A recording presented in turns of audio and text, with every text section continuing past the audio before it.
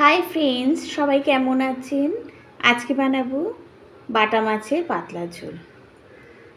বাটা মাছগুলো আমি ফ্রাই করছি। দেখুন, আপনারা আমার রান্না কেমন হচ্ছে একটু জানাবেন এবং আপনারা বেল আইকনটা প্রেস করে দিন।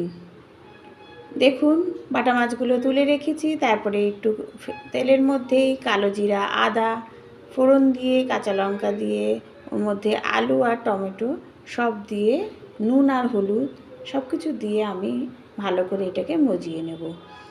তার সাথে দিয়ে দিচ্ছি একটু জিরের গুঁড়ো, দিয়ে এটা ঢেকে ঢেকে কষিয়ে নেব।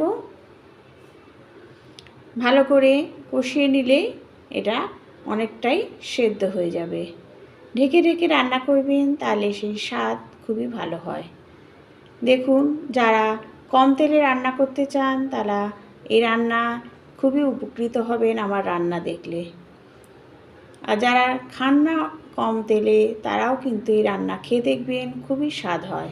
দিয়ে দিচ্ছি গরম জল, তারপরে দিয়ে দেবো ভালো করে। এটা ফুটে গেলেই, সব সেদ্ধ হয়ে গেলেই বাটা মাছগুলোকে আমি দিয়ে ধনেপাতা দিয়ে রেডি হয়ে যাবে।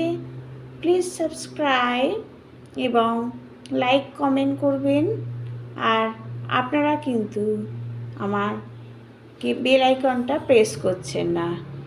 প্লিজ আপনারা যদি বেল আইকনটা প্রেস করেন, তাহলে আমি খুবই এগোতে সাহায্য হবে।